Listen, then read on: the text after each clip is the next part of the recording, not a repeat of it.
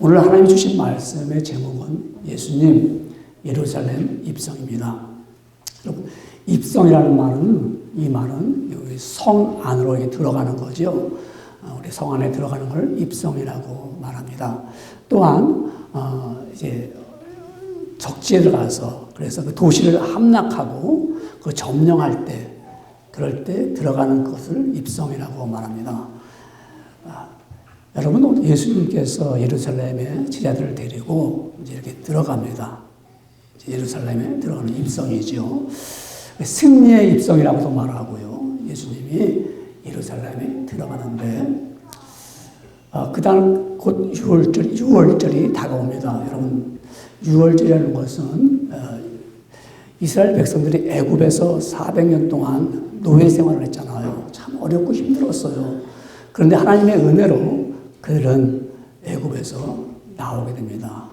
그 나온 그날을, 해방의 날을 축하하기 위해서, 정말 기억하기 위해서 그 6월절을 꼭 지킵니다.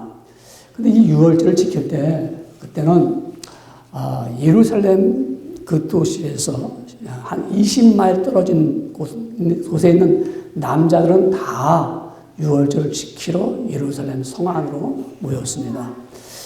또한 다른 나라 살던가 다른 지역에 살던 사람도 6월절을 지키기 위해서 그들은 예루살렘으로 모였습니다. 그 당시 역사적으로 볼 때 예루살렘의 6월절을 지키러 모였던 사람들이 한 250만 명 정도 되니까 상당히 많이 모였죠. 그 도시가 6월절쯤 되면 아주 활기차게, 그리고 많은 인파가 모였던 그러한 6월절을 지키러 모인 장소였습니다. 그런데 이렇게 이제 예수님이 예루살렘의 성에 들어갈 그때, 그 당시 분위기가, 예루살렘 성 안에 있는 그 분위기는 위기적인 분위기였습니다. 그리고 상당히 평안하지 못한 그러한 혼란 속에 있는 그런 예루살렘 도시였습니다. 왜 그런가 하면은 그 당시 빌라도가 총독이었잖아요. 그래서 예루살렘 그 성전 뜰에다가 로마 황제의 동상을 만들어 놨어요. 그래서 유대인들이 성전에 들어왔을 때 그들이 그 로마 황제 동상에게 경의를 표하도록 했습니다. 유대인들에게는 이건 정말 굴욕적인 것이죠. 우리는 하나님 외에 다른 신을 섬기지 않는데 빌라도 총독이 그걸 세워놓고 그들에게 요구하는 거예요. 너희가 이 동상에게, 로마 황제에게 경의를 표하고 들어가라. 유대인들에게는 자존심도 상할 뿐만 아니라 신앙적으로도 위배되기 때문에 그들에게는 정말 너무나도 이 굴욕적인 명령이다. 그래서 반감을 갖고 있고 모든 사람들 심령 마음속에는 불만이 가득 차 있었습니다.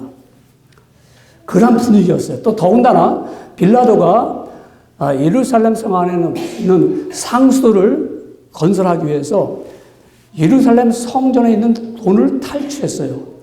성전 금관 안에 있는 돈을 뺏어다가 상수도를 공사를 했단 말입니다. 그러니까 이 유대인들과 제사장들과 모든 사람들은 이거는 보이지 않게 종교적인 박해다, 이거는. 우리에게 박해하는 이 빌라도와 로마 정부에 대해서 정말 무언가 우리가 이대로 있어서는 안 되겠다라는 이런 반감이 그들 마음속에 굉장히 사무쳤습니다. 이런 분위기였어요. 더군다나 또한 어떤 분위기였냐면은 그때 정말 애국지사들, 그러니까 유대인들 가운데 우리가 무력으로 봉기하겠다. 무력으로 이들과 싸워서 로마를 물리쳐야 된다. 우리는 이렇게나 저렇게나 죽을 바에는 차라리 우리가 독립을 해야겠다. 그래서 그들이 열혈당이라는 애국단체가 형성됐습니다. 이들은 정말 어떻게 하면 우리가 무력 봉기를 일으켜서 저들을 무찌를 수 있을까 하는 계획을 가지고 있었습니다. 그래서 우리가 이스라엘을 독립해야겠다, 쟁취하겠다 하고 지하 조직적으로 막 움직였습니다. 이것을 알고 있는 빌라도 총독과 이들은 정말 이걸 어떻게 할까 하고 숨막히는 긴장 속에 있는 그러한 분위기 속에 유월절을 지금 맞이하게 되어 있습니다. 군중들은 어떨까요? 유대인들은 어떨까요? 내심 마음속에 무언가 일어났으면 좋겠다. 세상이 한번 좀 뒤집어졌으면 좋겠다. 무언가 좀 뒤집어져가지고 정말 뭐 유혈 혁명이 일어나든지 무력으로 싸우든지 뭔가 이 성에서 뭔가 뒤집어지는 역사가 일어나기를 은근히 바라고 있을 때 예수님이 예루살렘에 입성하는 거예요. 그러니까 그 군중들의 심리가 예수님이라는 분은 들어서 알고 있습니다. 어떤 분인지. 소문은 파다합니다. 그런데 예수님이 지금 배 밖에서, 여러분, 배 밖이라는 것은 이 베다니에서 예루살렘 그 거리 사이에, 그러니까 베다니 쪽에 가까운 아주 동네, 작은 동네입니다. 이 배 밖에서 걸어서 예루살렘까지 들어가는 3, 40분이면 걸어서 예루살렘 성 안에 들어갈 수가 있습니다. 근데 예수님이 평상시에 걸어간 것이 아니라 그날만큼은 예수님께서 제자들에게 말하기를 너희가 저 건너편에 가면은 나귀와 나귀 새끼가 매어 있다. 그 나귀와 나귀 새끼를 매어 있는 것을 풀어오라. 만일 그 주인이 이거 왜 풀어갑니까? 라고 묻거든 주가 쓰시겠다고 말해라. 그래서 제자들이 가서 보니까 정말 예수님 하신 말씀대로 나귀와 나귀 새끼가 매어 있어요. 그래서 그걸 풀러가지고 풀리더니 이거 왜 푸십니까? 우리 주가 쓰시겠다고 하셨다. 아, 그러세요? 그럼 가져가시라고. 그래서 그 나귀를 새끼를 가져왔어요. 예수님이 나귀 새끼를 이제 타고서 예루살렘 안으로 입성하며 들어갑니다. 예수님이 들어가는 이 말씀은 오늘 본문에서 여러분과 함께 같이 읽었죠. 근데 이 말씀은 예수님이 나귀를 타고 가는 그 말씀이 이미 구약의 스가랴 선지자가 말씀했습니다. 예루살렘에 나귀 새끼를 타고 가는 자가 왕이다. 왕이다. 그 말씀을 하셨습니다. 그래서 오늘 본문 마태복음 21장 4절에 보면은 이렇게 말합니다. 이는 선지자를 통하여 하신 말씀을 이루려 하심이라 일렀으되 어떤 걸 이루려고 말씀하셨습니까? 예수님께서 25절에 보니까는 시온의 딸에게 이르기를 내 왕이 내게 임하나니 그는 겸손하여 낙이 곧 멍에에 매는 짐승의 새끼를 탓도다 하라 하였느니라. 누가요? 왕이 나귀를 타고 갑니다. 그 말씀은 이미 스가랴 선지자가 스가랴 9장 9절에 이렇게 같은 말합니다. 시온에 따라 크게 기뻐할지어다 예루살렘에 따라 즐거이 부를지어다 보라 내 왕이 내게 임하나니 그는 공의로우며 구원을 베풀며 겸손하여서 나귀를 타나니 나귀의 작은 것 나귀 새끼니라. 그러니까 예수님께서 걸어가시고 것이 아니라 이제는 나귀를 타고 봐라. 정말 스가랴 선지자가 말했던 나귀를 타고 들어가는 왕으로서 이제 예루살렘에 들어가는 거예요. 예수님께서 예루살렘에 들어가는 그 모습, 첫째는 뭐예요? 그 이유는 예수님 왕이신가? 예수님 왕이신가? 이거를 선포하는 거예요. 예수님께서는 자기에 대해서 내가 왕이다. 예루살렘 입성하기 전까지 내가 왕이다. 이렇게 말씀하지 않았습니다. 예수님 자신이 이제 왕인 것을 선포하는 그 종려를 나무를 흔드는 가운데 이제 예수님께서 나귀를 타고 할 때 제자들이 자기들의 겉옷을 벗어서 안장을 하듯이 나귀 새끼 위에 이렇게 옷을 나귀 등에 이렇게 덮었습니다. 예수님이 거기 나귀를 탔습니다. 예수님이 뭐 개선 장군 마냥 뭐 늠름하게 좋은 말을 타고 갈 것이 아니라 마치 쪼랑말 같은 그것도 나귀 새끼 그걸 타고서 비틀비틀 가겠죠. 그런데 그 가는 길에 옆에서 말입니다. 어른들이 이 종려나무를 막 흔들면서 팜치를 막 흔들면서 그야말로 호산나 호산나 찬송을 부르면서 다윗의 자손이여 막 부릅니다. 주의 이름으로 오시는 자여 하면 부릅니다. 찬송을 부릅니다. 여러분 이 종려나무 가지를 흔들면서 살면서 그들이 예수님을 환영하는 것은 마치 북쪽 이스라엘 나라, 지금부터 그때 예수님 당시보다 더 들어가는 역사적으로 할 때 북쪽 이스라엘 나라의 10번째 왕 에후가 있습니다. 이 에후라는 왕이 즉위할 때, 왕으로 삼을 때 백성들이 왕이 걸어가는 그 길에 자기들의 옷을 벗어가지고 막 깔았어요. 그러면서 나팔을 불면서 예후는 왕이라 왕이라 이랬단 말입니다. 이처럼 주님을 왕으로 영접하는 예식. 이 바로 오늘 예수님께서 예루살렘 입성할 때 백성들이, 군중들이 옷을 벗어서 막 깔고 종려나무를 흔들면서 예수님을 왕이라고 말씀합니다. 그래서 성경 본문은 말씀하기를 앞서가고 뒤에서 따르며 무리가 소리질러 이르되 호산나 호산나 다윗의 자손이여 찬송하리로다. 부르면서 막 예수님을 만왕의 왕 주의 이름으로 오시는 이유 가장 높은 곳에서 호산나 하더라. 우리를 구원시켜 주시옵소서. 지금 나라가 이렇게 힘들고 어려운데 지금 모든 것이 지금 우리가 종교적으로도 박해를 받고 있습니다. 또한 우리가 여러 가지 인간적인 삶에서도 정말 힘든 가운데 있습니다. 메시아 되신 예수님 우리의 왕입니다. 우리에게 평강을 주시고 우리에게 다시 한번 생명을 달라고 아마 흔들면서 그들이 간곡하게 환영했을 것입니다. 이들의 무리들은 진정한 예수님이 자신들의 메시아, 영혼의 구원함을 주는 영원한 생명을 주시고 영원한 세계에 함께 살 수 있는 참 생명을 주시는 예수님인 것을 메시아를 믿지 않고 우리 지금 현 시점에서 현실에서 우리 살아가는데 우리에게 삶에 대해서 좀 억압에서 해방을 시켜달라는 그런 요구였습니다. 그들의 생각은 예수님이 정말 평화의 왕으로 오신 것이 아니라 우리의 군주로, 우리 인간적인 왕으로서, 그래서 그 예수님이 우리가 원하는 우리 욕구대로 이루어지기를 원했습니다. 근데 예수님이 그렇게 하셨어요? 왕이 아니었잖아요, 예수님. 육신의 왕, 로마 정부를 물리치고 예수님이 그 권좌에 앉지 않았습니다. 예수님은 정말 평화를 주기 위해서, 우리 인간 모든 자들에게 생명을 주기 위해서 오신 그 왕으로서, 만왕의 왕으로서 오신 것입니다. 진리의 왕으로 오신 것입니다.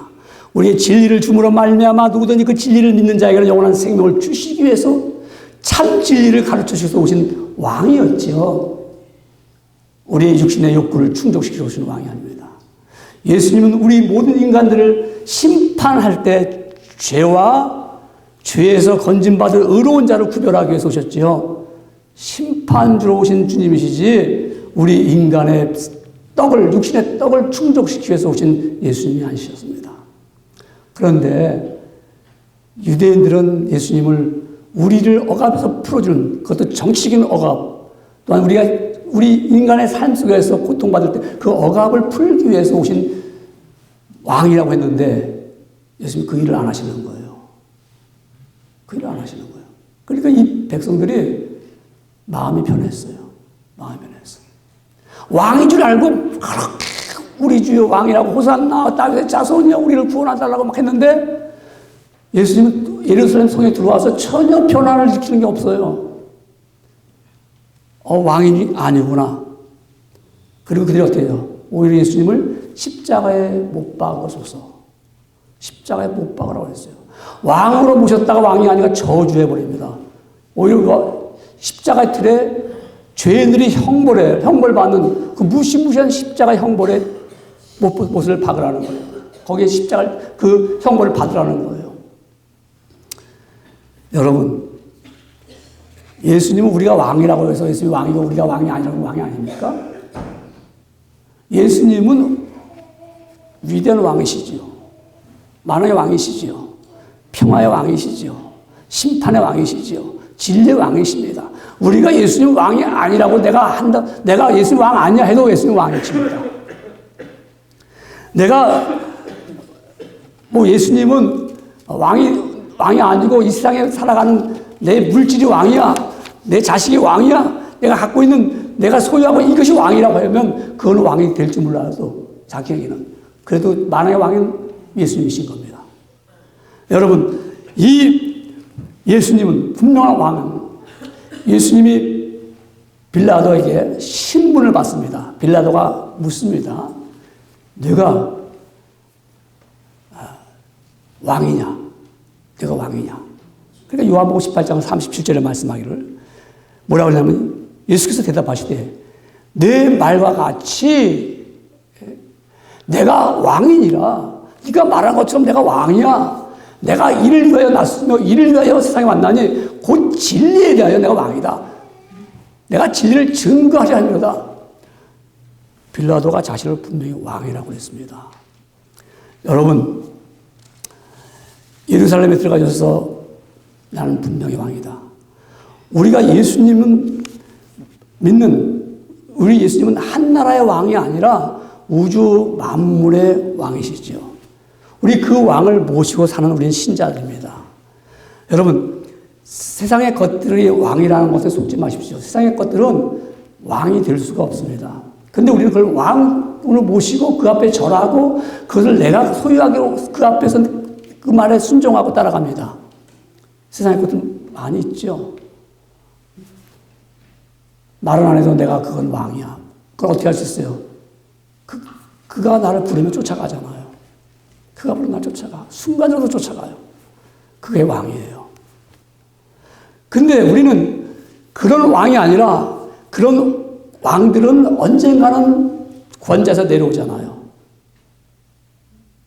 지금 이 나라의 대통령도 분명히 4년인, 잘해 8년인데 내려오게 돼 있어요. 그 앞에서 부르면 누구든지 가죠. 지금 부르면, 그러나 내려오게 됐어요. 그러니까 내려오지 않냐고 정말 태초부터 태양이 떠 있듯이 만세전부터 왕으로 계신 그 예수님께서 예루살렘에 입성하시고 내가 왕이다. 내가 메시아다. 내가 모든 권세를 갖고 있다. 우리는 그분의 아들입니다. 우리는 만왕의 왕의 아들입니다. 우리 그 만왕의 왕을 모시고 살아가는 우리 믿음의 백성들입니다. 그걸 확실히 보여주는 거예요. 예수님이 예루살렘에 입성한 것은 내가 왕이다. 그것을 믿는 우리는 왕을 모시고 살고 있다 이 말입니다. 그분의 부르면 따라가고 그분이 말씀하면 듣고 그분과 함께 영원한 생명을 얻는 날까지 또한 생명을 얻기까지 우리는 늘 함께 만왕의 왕으로 모시고 살아갑니다. 그래서 예수님이 예루살렘에 입성한 것은 내가 왕이다. 두 번째는 예수님이 예루살렘에 입성한 것은 성전을 정화하려고 하셨습니다. 여러분, 성전을 청소했단 말입니다. 예수님이 예루살렘에 입성하기 전까지 어떻게 성전이 어땠을까요? 성전이 더러웠거든요. 여러분, 예루살렘 성전에는 아마 그 성전 지역이 한 3만 평 정도 된다고 합니다. 그러니까 이 성전의 본관은 작겠죠. 3만 평이면 작고 거기는 뭐 있어요? 성소와 지성소가 있습니다. 그러면 이 성전이 있고 지성소 있고 그 맨 끝에 뜰이 있어요. 맨 끝에. 그 뜰은 이방인들의 뜰입니다. 그 뜰은 아무나 들어올 수가 있어요. 그 뜰은. 근데 그 뜰 위에가 미문이라는 문이 있어요. 그 뜰이 하나 있어요. 그 뜰은 유대인들의 여자들만이 들어갈 수 있는 뜰입니다. 그러니까 이방인들 뜰 위에. 미문 뜰 위에는 이스라엘 사람들이, 유대인들이, 이스라엘 남자들이, 또 유대인들이 들어갈 수 있는 뜰이 있습니다. 그 뜰에 들어가면은 그 뜰은 문이 큰 문, 청동문이 있는데 그 문을 열려면 20명의 남자들이 그 문을 열어야 돼요. 그러면 이제 거기에 이제 들어갈 수가 있는 거예요. 그리고 그 위에 뜰이 물두멍이 있고 제사장들이 있고 거기서 제사를 드릴 수 있는 그 성전 뜰입니다. 그리고 거기에 이제 성막이 있는 거죠. 그 맨 밑에 뜰이 뭐라고요? 이방인들 뜰이에요. 이방인 뜰에서는 거기는 이방인들 다 들어가. 거기서 뭐 하느냐? 거기서 비즈니스 하는 거예요, 거기서요. 사람들이 희생 제사를 드리기 위해서 희생 제물을 가져올 때 멀리 있는 사람들이 가져오기가 힘들잖아요. 그러니까 거기 와서 제물을 사는 거예요. 그럼 쉽잖아요. 만일 내가 멀리서 내가 그래도 염소 새끼 하나한테 드리겠다고 희생 제물을 갖고 왔는데 드리려고 왔는데 성전까지 다 들어왔는데 제사장이 보더니 불합격되는 거예요. 흠이 있어. 그러면 갖고 온 거 소용없잖아요. 왜냐하면 분명히 하나님 말씀하기를 레위기에 너희가 수컷을 드리되 흠 없는 양을 드려라. 흠이 없는 걸 드려라. 이거기 때문에 완벽해야 돼요. 제사장이 오케이 할 때만이 완벽한 제물이 되잖아요. 동물이라도 짐승이었는데 오케이 넌 제물 된다. 그럼 그때 제물이 되는 하나님의 제물이 되는 거예요. 사람들이 갖고 올 필요가 없잖아요. 뭘 했어요. 거기 들어오면은 합격되는 거예요. 거기 들어오면요. 거기서 할 수 있는 거예요. 그러니까 자연적으로 제사장들과 거기서 비즈니스 하는 사람들은 결탁되어 있는 거예요. 그러니까 거기 제사장들이 돈으로 받고, 그리고 이제 그들도 일하니까 웬만하면 다 합격해 주겠죠. 물론 잘 보지만은 비즈니스가 잘 되는 거예요. 그러니까 성전에서 막 예배 드리면서 돈을 막 버는 거예요. 예배 드리면서 돈을 버는 거예요. 예배만, 쉬지 말면 예배죠. 제사 드리면서 계속 돈을 버는 거예요. 왜? 자꾸 재물 드리면 자꾸 오게 되니까. 거기다가 또 유대인들은 1년에 한 번씩 성전 세를 내잖아요. 세금을 내잖아요. 세금을 내니까 멀리서 온 사람들이 로마, 헬라 돈이니까 로마 돈을 갖고 오잖아요. 그러면 성전 세만큼은 어떤 걸 받느냐? 자기들이 받는 주화가 있어요. 그걸 베니게라고 그래요. 그런 주화, 그러니까 베니게라는 주화가 있는데, 베니게라는 주화인데 그것만 받는 거예요. 그러니까 자기들 갖고 온 헬라 돈, 로마 돈이 필요 없어. 이걸 어떻게 해요? 환전해야 돼. 그래야 성전세를 낼 수 있어요. 세금을 낼 수 있어. 그러니까 그걸 내면서 환전해서 돈을 버는 거예요. 그래서 그 돈이 굉장히 수입이 좋아요. 그거를 제사장들과 결탁하는 거예요. 그래서 야, 바꿀 때마다 15%씩 나한테 내라. 그러니까 세금 받아서 돈 벌죠. 그리고 제사 지내서 돈 벌죠. 그러니까 제사 많이 지내면 많이 들여서 돈을 버는 거예요. 성전에 돈이 들어오니까 거꾸로 하나님께 예배 드리고 하나님 앞에 재물을 제사하는 것이 아니라 돈 버는데 더 욕심이 생기는 거예요. 그러니까 성전에 돈이 들어오니까 부패지 시작합니다. 썩기 시작합니다. 교회에 돈이 들어오면 교회가 썩기 시작하는 거예요. 교회가 돈을 좋아하기 시작하면 교회는 부패하기 시작하는 거예요. 그렇잖아요. 예배 자꾸 드려봐. 헌금 자꾸 내라고 그래. 그럼 헌금 내면 자꾸 돈이 생겨. 그래서 우리 예배 드리자. 그러니까 예배를 하나님께 드리는 게 아니라 헌금을 얻기 위한 예배가 되는 거예요. 그러니까 자연적으로 어떻게 되겠어요? 마음이 딴 데가 있는 거죠. 지금 이런 시기에, 이런 분위기 속에서 지금 있는 예루살렘 성전이었습니다. 오늘 우리 교회들이 어떨까요? 교회 안에 돈이 들어오면 교회가 돈이 앞장서면 하나님 앞에 드리는 것은 모두 다 형식이야. 그건 다 우리 폼이야. 그냥 우리가 다 그냥 사람 비유 맞추는 거예요. 교회가 우리가 만약에 말입니다.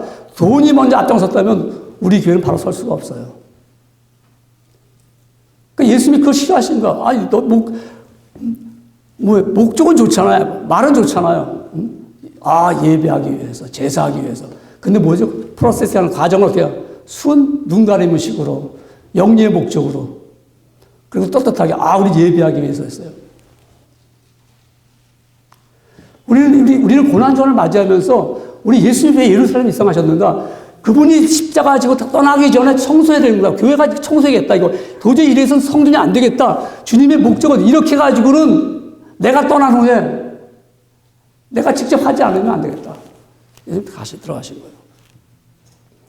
오늘 우리 교회가 선한 목적을 위해서 돈이 먼저 앞장서면 안 돼요. 우리가 돈이 먼저 앞장서 갖고 우리가 주일을 하다 보면 돈이 필요해요. 근데 주일을 위해서 돈을 모으는 것이 아니라 거꾸로 돈을 모으기 위해서 주일을 하는 것처럼 하는 거예요. 이거는 우리는 항상 안 되죠. 우리가 오히려 정말 하나님, 정말 참된 우리의 심령을 드릴 수 있는 예배, 정말 우리 성전 안에서 정말 주님 앞에 내 마음과 몸을 다 드리면서 아버지 앞에 가진 것이 없지만 내 이 몸 아버지 앞에 바칩니다 하는 그런 진실한 것이 주님이 원하는 아름다운 성전을 세워나가는 것이죠. 그러니까 사실 교회도 청결하게 만드는 것이 목사의 목회자야 할 일이죠. 더러운 곳이 없는가? 정말 교회가 썩어가고 있지 않는가, 한쪽에서. 선한 목적을 말하지만 그 뒷면에서는 어두운 일을 하고 있지 않는가? 뭐 꼭 그런 건 아닌데, 대교회 같은 경우는, 큰 교회는요, 서로 간에 그 출판 이런 한 것을 맡으려고 그래요. 주보 만드는 거. 뭐 수만 장 찍으려면 한 줄에 수만 장 찍으려면 그 돈이 얼마나 어마하잖아요. 그러면 그냥 인쇄소에 있는 그냥 사장들이 와서 막 결탁하는 거야. 우리가 찍어줄게, 우리가 몇 프로 해줄게, 막 그래요. 거기 앉은 사람들은 그 부서를 맡은 책임자는 가만히 있어도 그냥 돈이 생기는 거예요. 그러니까 서로 그 자리를 맡으려고 그래요. 그런 일들.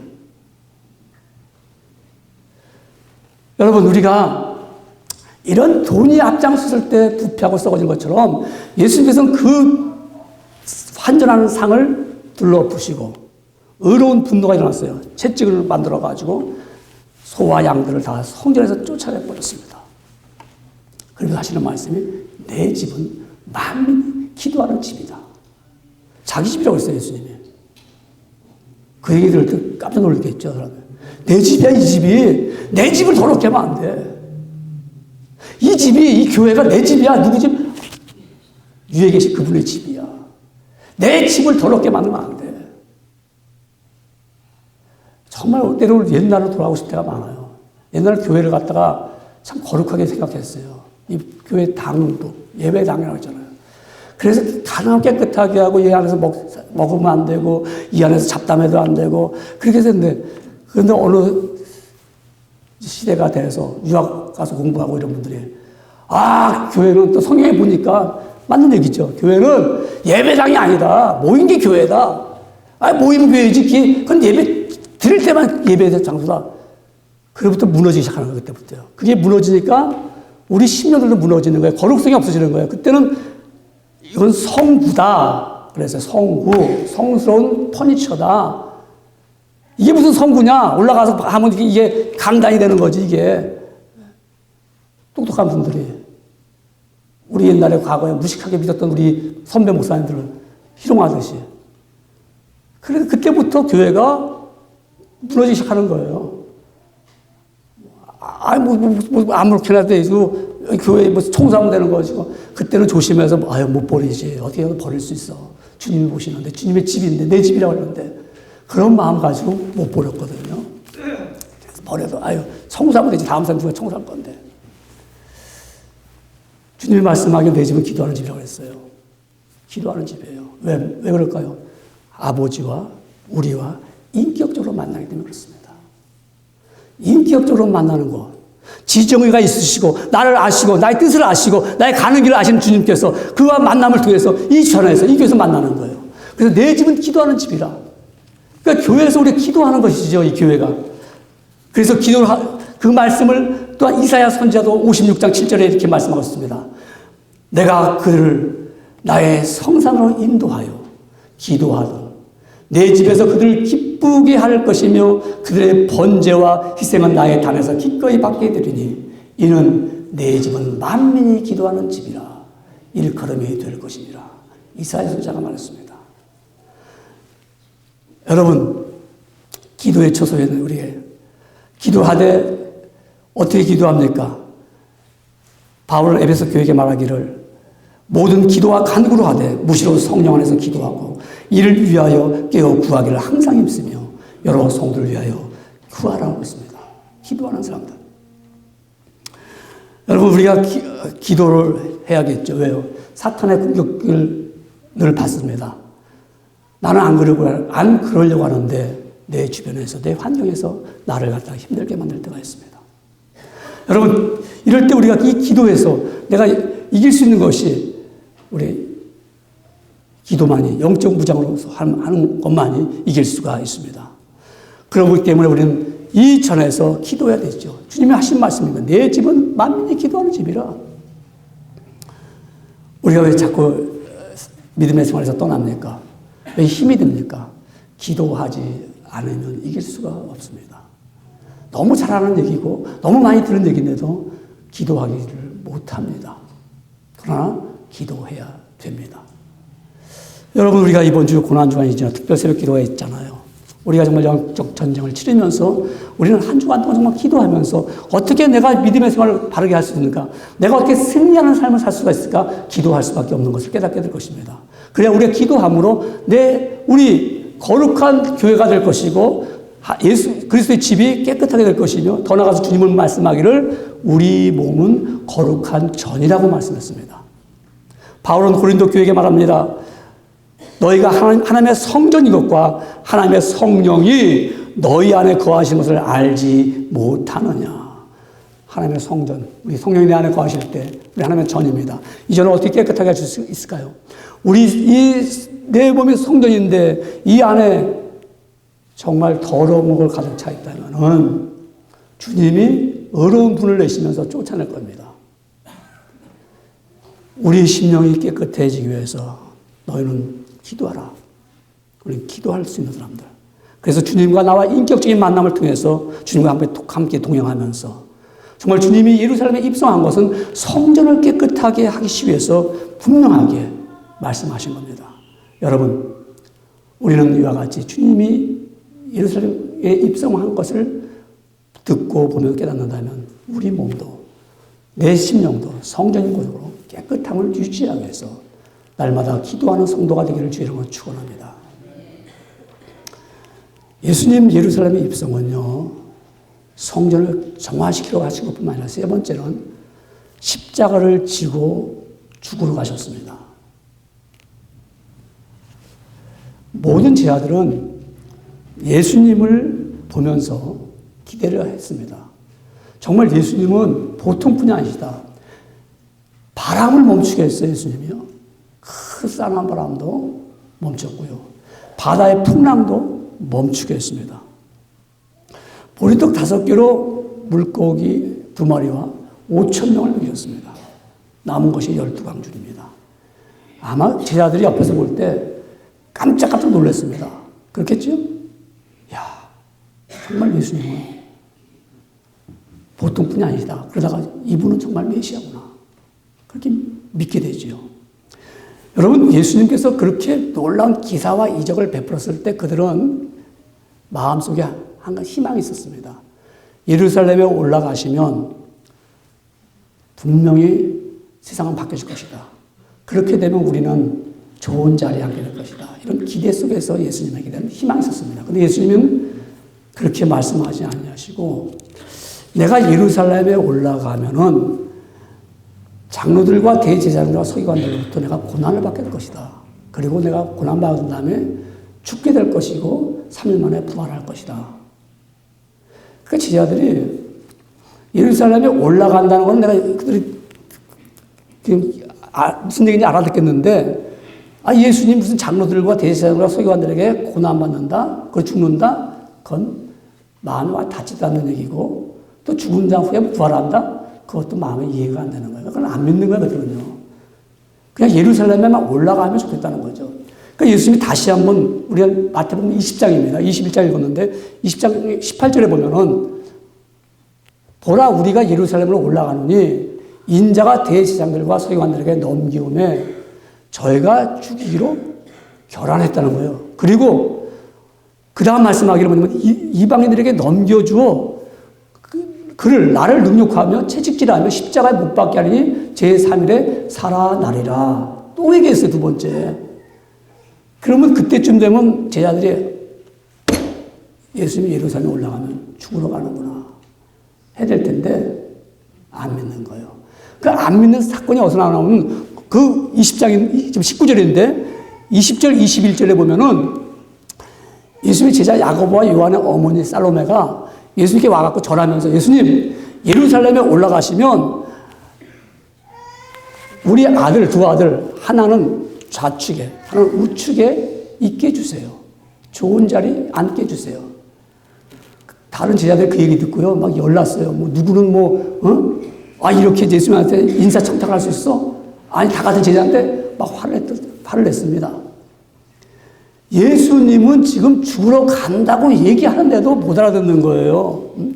예수님은 내가 갈 수밖에 없다. 왜 하나님이 말씀하신 거 내가 그것을 응하기 위해서 그 예언에 대해서 내가 이루기 위해서 내가 가서 고난의 잔을 마셔야 된다라고 예수님은 말씀하시는 거고, 또 내가 가서 모든 인류의 죄악을 짊어지고 죽을 수밖에 없다. 내가 죽지 않으면 너는 모든 죄 가운데 태어났기 때문에 그 죄로 인하여 죽을 수밖에 없다는 거예요. 죽음은 영원한 사망이고 영원한 죽음이며 영원한 영멸이다. 그래서 내가 하나님의 뜻은 백성들을 건져내기 위해서 나를 이 땅에 보내셔서 내가 모든 백성의 죄를 대신 짊어지고 죽는 대속의 피를 흘려야 된다. 이걸 하기 위해서 내가 예루살렘에 올라간다는 거예요. 그걸 응하기 위해서. 못 알아들어요. 세례 요한이 예수님을 소개할 때 세상 죄를 지고 가는 어린 양을 보라 그랬다고요. 어린 양을 보라. 예수님은 그걸 응하기 위해서 세상 죄를 지고 가는 어린 양으로서 십자가를 달려서 들어가신 것입니다.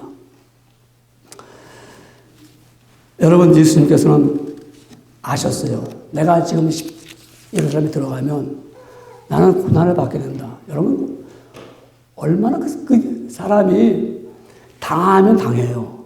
근데 당하기 전이 더 무서운 거예요. 그렇죠? 매를 맞으면 맞아요. 근데 매를 맞기 전에 막 너 매 맞을 거야, 너 죽일 거야, 막 이러면 더 무서워져요. 더 무서워져요. 예수님이 모르고 딱 당한 것이 아니라 내가 가서 고난을 받아야 돼. 채찍 맞아야 돼.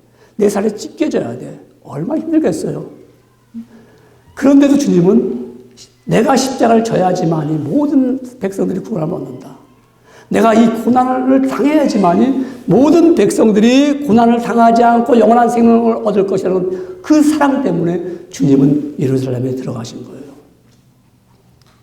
여러분, 그래서 성경은 이렇게 말합니다. 예수님께서 죽은 자 가운데서 부활하여 능력이 하나님의 아들로 인정되었다. 그 우리 주 예수 그리스도시니라 말씀하셨어요. 주님이 고난을 받은 걸 아시면서 고난을 받으러 가서 죽으셨어요. 우리가 그리스도의 사람이라면은, 우리도 예수님을 믿는 자라면 우리도 분명히 그리스도의 삶을 살아가면 고난이 있다는 것을 아셔야 돼요. 예고한 겁니다.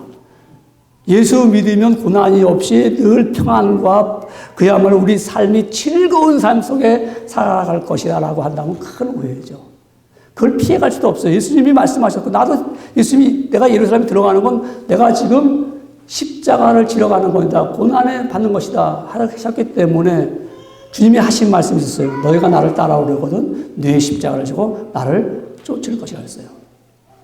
예수 믿는 자체가, 주님을 따라가는 자체가 바로 이와 같이 고난의 길을 걷는 거예요.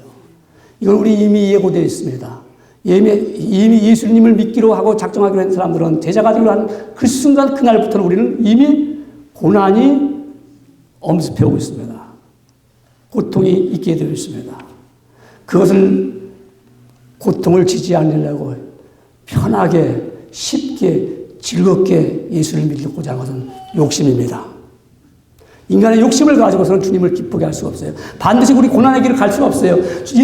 예루살렘에 입성한 주님의 뜻을 알 수가 없어요. 우리도 그런 욕심을 십자가에 못 박아 버려야 됩니다. 우리는 소유의 욕심이 있잖아요. 내가 갖고자 하는 욕심. 얼마나 많이 있습니까? 그 욕심을 십자가에 못 박아 버려야 돼요. 그렇지 않으면 고난이 없어요. 내가 갖고 싶은 거 다 갖고 싶잖아요. 하고 싶은 거 다 할 수 있잖아요. 그래서 그것 때문에 거짓말하고 그것 때문에 내가 고통받는다. 그거는 주를 위해서 고통받는 게 아니에요. 내가 갖고 싶어 하는 그것 때문에 내가 땀 흘려 일하는 게 주님을 위해서 고통하는 거예요. 이건 내 욕심이죠. 내 욕심 채우고자 막 밤낮으로 일하고 주의 날도 벗어버리고 하나님도 모르고 그러면서 살아가는 거예요. 그러면서 어때요? 나는 예수를 믿고 있습니다. No way. 이미 주님이 고난을 예고했기 때문에 우리 고난 받을 수밖에 없는 거예요. 그게 십자가의 길을 가는 거예요. 그래서 여러분, 욕심을 십자가에 못 박아 버려야 돼요. 또한 즐거움을 십자가에 못 박아 버려야 돼요. 성경 66권에 보면 예수님이 웃으셨다. 너무 좋아가지고 깔깔대고 웃으셨다? 없어요. 주님도 때로는 울기도 하셨네. 울으셨어요. 주님은 3번 울으셨어요. 믿음은 것을 보고 울으셨어요. 예루살렘이 무너진 것을 보면서 울으셨어요. 예수는 우셨지 즐거워가지고 예수님이 그냥 춤추면서 했던 건 한 번도 없어요. 그런데 우리 그리스도인들은 예수를 어떻게 해요? 즐겁게 믿자고 그러잖아요. 뭐 이렇게 힘들게 예수 믿어? 편하게 예수 믿지. 가고 싶으면 가고 싶으면 오고 하고 싶으면 하고 말고 싶으면 말지. 뭘 그렇게 예수를 힘들게 믿어? 힘든 게 아니에요. 그게 더 힘든 거예요. 그게 더 힘든 거예요. 오히려 주님을 따라가기로 하고 믿으면 그게 즐거워요. 주 안에 있는 기쁨이 너 있기 때문에 힘들어도 주님이 나와 함께 하심을 통해서 만왕의 왕 되신 주님께서 내 심령을 깨끗하게 해주고 얼마나 기쁘고 즐거워요. 그게 바로 우리가 십자가를 지고 가는 길이에요. 그거를 못 박아야 돼요.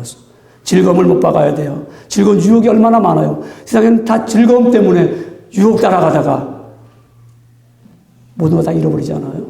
한때 높은 권자에 있다가 대통령도 어디 유혹받으면 지탄받잖아요.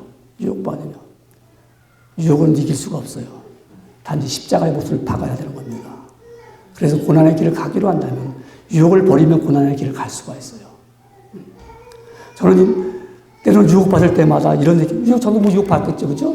목사님은 유혹을 안 받은 사람이 참 많아요. 왜 안 받겠습니까? 그럴 때마다 저는 이럽니다. 세상 유혹 따라가다 모든 것을 다 잃었네. 그 짧은 그 한 구절을 마음속에 되새겨 봅니다. 세상 유혹 따라가다 모든 것을 다 잃었네. 다 잃게 돼요. 다 잃어버립니다. 십자가에 못 박아주십시오. 십자가에 못 박아주십시오. 여러분, 우리는 때로는 고의적으로 죄를 지을 때가 있어요. 그것도 못 박아야 돼요. 주님은 이미 못에 박힐 걸 아시고 가셨단 말입니다. 우리도 예수 믿는 그날부터 우리는 못을 박아야 돼요. 우리는 그렇게 살 수밖에 없다고 그렇게 우리는 받아들여야 돼요. 때로는 그것이 애매한 고난이 될 수 있습니다. 억울한 고난이 될 수 있습니다. 주님, 왜 나는 이런 고난을 받아야 돼요? 나는 그러니까 억울합니다. 그래도 주님께서는 아니야. 너는 내 계획을 몰라. 나는 너를 위해서 더 많은 계획을 갖고 있어. 더 많은 플랜을 짜고 있어. 근데 우리 모르잖아요. 그러니까 뭐 내가 이렇게 어려운 고난을 내가 이렇게 어렵게 공부해야 돼. 내가 이렇게 힘들게 예수 믿어야 돼. 장차 주의 영광을 볼 때 더 큰 은혜를 얻기 위해서 이러한 고난을 받기도 했습니다. 여러분, 예수님 예루살렘의 입성은요, 그분은 고난이지만 우리에게는 평안을 주신 것입니다.